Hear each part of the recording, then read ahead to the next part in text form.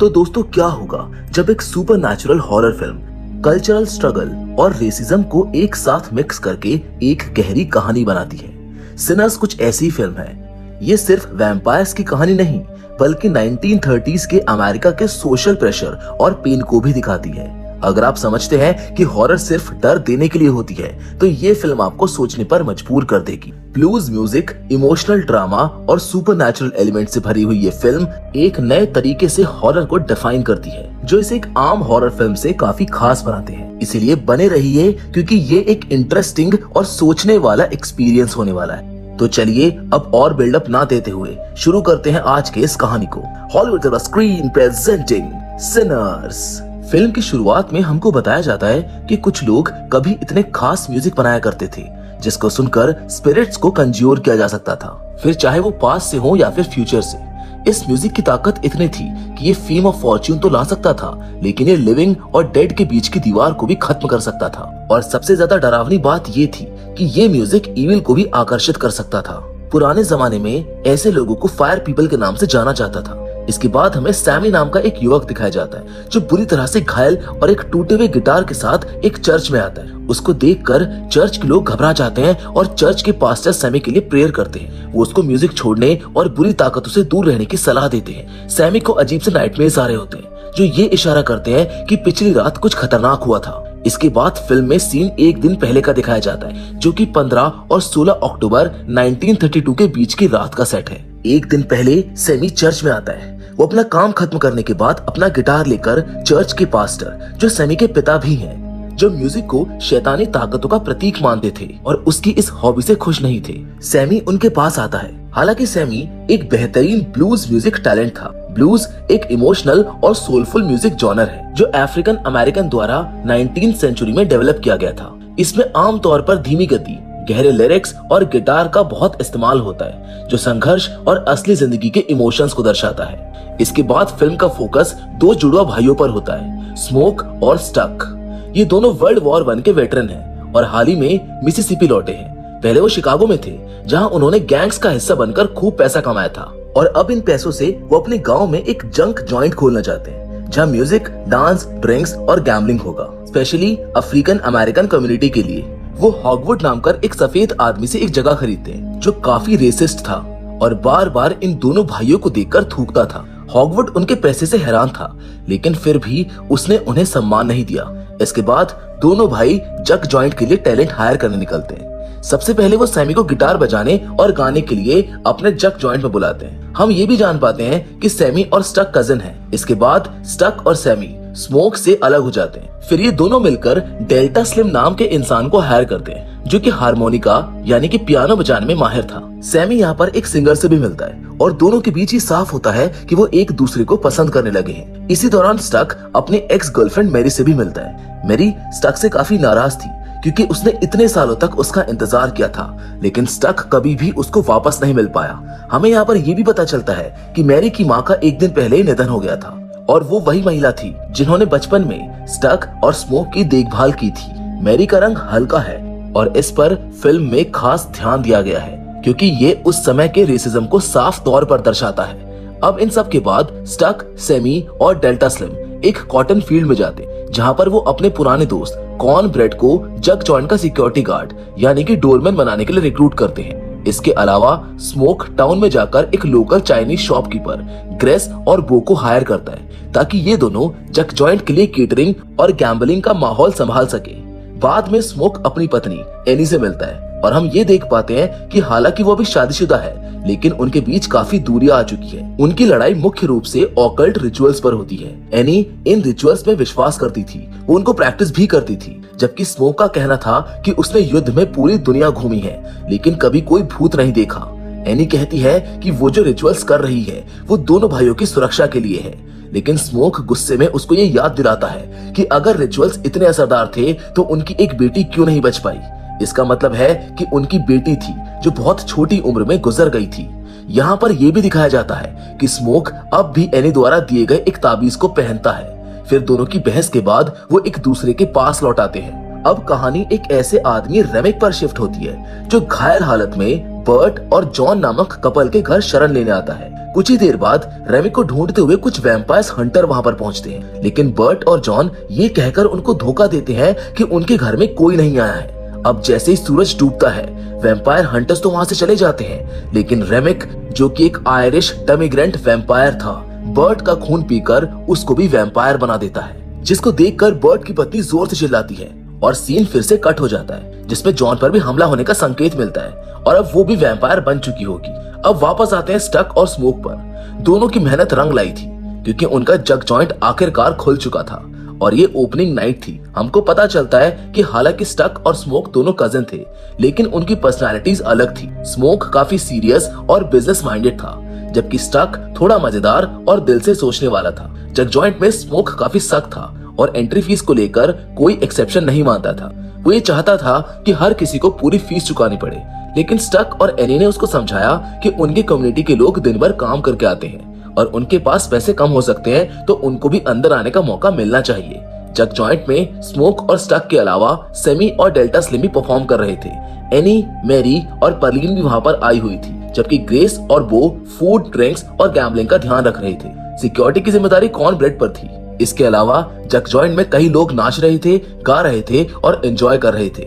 कुल मिलाकर जग जॉइंट की ओपनिंग नाइट बड़ी सफलता रही। कुछ देर बाद सैमी ने ब्लूज संगीत परफॉर्म करना शुरू किया, जिसका गाना इतना अच्छा और सच्चा था कि पास्ट और प्रेजेंट के स्पिरिट्स पे नजर आने लगे। ये वही चीज थी जो फिल्म के इंट्रो में बताई गई थी। उसकी परफॉर्मेंस इतनी जोरदार थी कि रेमिक और उसके साथी वैम्पायर उसके म्यूजिक की ओर अट्रैक्ट हो गए।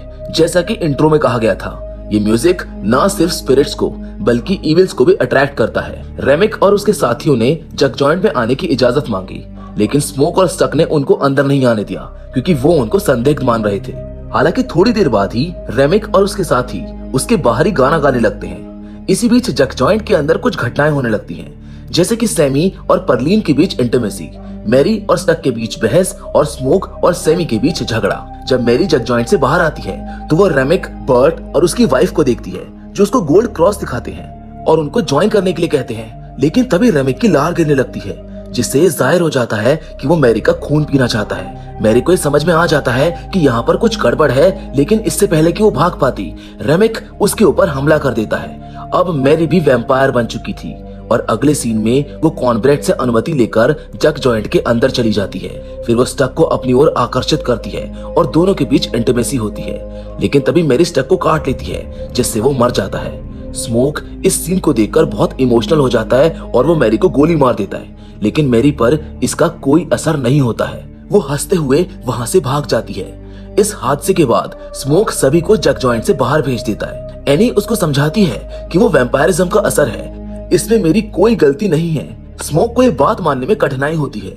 लेकिन वो जो अपनी आंखों से देख चुका था उसको नकार भी नहीं सकता था। इस बीच कॉर्नब्रेड, जो अब वैम्पायर बन चुका था, जग जॉइंट के बाहर आकर अंदर आने की इजाजत मांगता है। एनी तुरंत समझ जाती है कि वैम्पायर बिना परमिशन के किसी जगह पर नहीं आ सकते हैं, तो इसका मतलब कॉर्नब्रेड भी अब वैम्पायर बन चुका है। वो फिर बात बदलकर कहता है कि उसे आज के काम के पैसे चाहिए, और जैसे ही स्मोक पैसे देने के लिए हाथ बढ़ाता है, कॉर्नब्रेड उसकी ओर हमला कर देता है। लेकिन स्मोक एक फाइटर है, इसीलिए वो भी उसके ऊपर हमला कर देता है। अब इस पूरे इंसिडेंट के बाद ये पता करना बहुत मुश्किल हो गया था कि कौन वैम्पायर बन चुका है और कौन नहीं। इसी बीच स्टक, जो पहले मर चुका था, अब वैम्पायर बनकर वापस उठता है, लेकिन इससे पहले कि वो किसी पर हमला करता, एनी उसे पिकल्ड गार्लिक जूस से जलाकर भगा देती है। फिर एनी बाकी सर्वाइवर्स को बताती है कि वैम्पायर को मारने के लिए सिर्फ सिल्वर या वुडन स्टेक की जरूरत होती है और गार्लिक से उन्हें रिपेल किया जा सकता है। वो स्मोक को एक टलिस्मैन भी देती है ताकि वो खुद को सुरक्षित रख सके, और बाहर में फंसे लोगों को गार्लिक वाला पिकल खाने के लिए कहती है, ताकि ये साबित हो सके कि जो लोग अंदर हैं वो सभी इंसान हैं। जग जॉइंट के अंदर बहुत से लोग बाहर से आए थे, लेकिन अब उन सभी पर वैम्पायर ने हमला कर दिया था और वो सभी वैम्पायर बनकर नाच गा रहे थे। यहाँ तक कि ग्रेस का पति बो भी वैम्पायर बन चुका था। यानी कि जग जॉइंट में अब कुछ ही इंसान बचे थे। Smoke, any, semi, delta slim, Perlin और ग्रेस, ये सभी लोग जग जॉइंट के अंदर थे, जबकि बाहर वैम्पायर उनका इंतजार कर रहे थे। अब स्मोक एक प्लान बनाता है कि वो रात वहीं बिताएंगे और जैसे ही सूरज उगेगा वैम्पायरों को भागना पड़ेगा, क्योंकि वो सूरज की रोशनी में नहीं रह सकते हैं। तभी रेमिक आता है और उन्हें वैम्पायर बनने के लिए मनाने की कोशिश करता है। वो बताता है कि वैम्पायरिज्म उनके लिए सही रास्ता है, क्योंकि इस जीवन में किसी तरह का भेदभाव नहीं है। उन्हें इमॉर्टैलिटी मिलेगी, फ्रीडम मिलेगी और रेसिज्म से मुक्ति मिलेगी।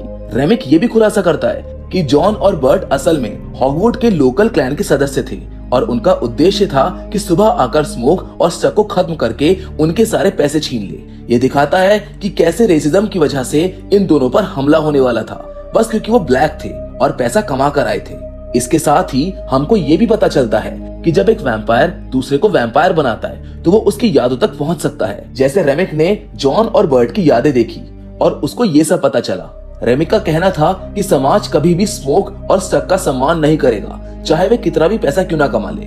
तो इससे अच्छा है कि वो वैम्पायर बन जाए। स्टक, जो पहले से ही वैम्पायर बन चुका था, अब खुश था क्योंकि वो मैरी के साथ था, जो खुद एक वैम्पायर बन चुकी थी। लेकिन रेमिक चाहता था कि स्मोक और बाकी बचे हुए लोग भी वैम्पायर में तब्दील हो जाए। हालांकि ये प्रस्ताव लुभावना था, लेकिन स्मोक और बाकी लोग इसको स्वीकार नहीं करते हैं। अब इस पर रेमिक का अगला कदम क्या होगा, ये देखने वाली बात थी, क्योंकि रेमिक चाहता था कि सैमी वैम्पायर बने, क्योंकि सैमी की आवाज में कुछ ऐसा जादू था कि वो पुरानी और नई आत्माओं को भी हिरा सकता था। ये देखकर रेमिक सैमी से बहुत प्रभावित हुआ था। हालांकि सैमी को वो लोग आसानी से नहीं छोड़ेंगे, जिससे ये साफ हो जाता है कि अब यहाँ पर एक बड़ा संघर्ष होने वाला है। इसी बीच हम देखते हैं कि ग्रेस अपने पति बो की मौत से बहुत गुस्से में थी और बात यहाँ पर आगे बढ़ जाती है जब रेमिक ये कहता है कि वो ग्रेस की बेटी पर हमला करेगा जो इस समय घर पर है। ये सुनकर ग्रेस अपना आपा खो देती है और वैम्पायर्स को चैलेंज कर देती है, जिससे अब वो सब अंदर आ सकते हैं। इससे एक भयंकर युद्ध शुरू हो जाता है जिसमें एनी, ग्रेस और डेल्टा स्लिम तीनों की मौत हो जाती है। डेल्टा स्लिम ने सैमी, स्मोक और पर्लीन को बचाने के लिए अपनी जान दे दी। मैरी, जो पहले से वैम्पायर बन चुकी थी, एनी की मौत से शॉक्ड हो जाती है और बाहर भाग जाती है। ये बहुत दर्दनाक था क्योंकि स्टक ने एनी को काटा था और वो भी वैम्पायर बन चुकी थी और स्मोक को मजबूर होकर एनी के अंदर वुडन स्टेक डालना पड़ा। इसने स्मोक को गहरे इमोशन में डुबो दिया।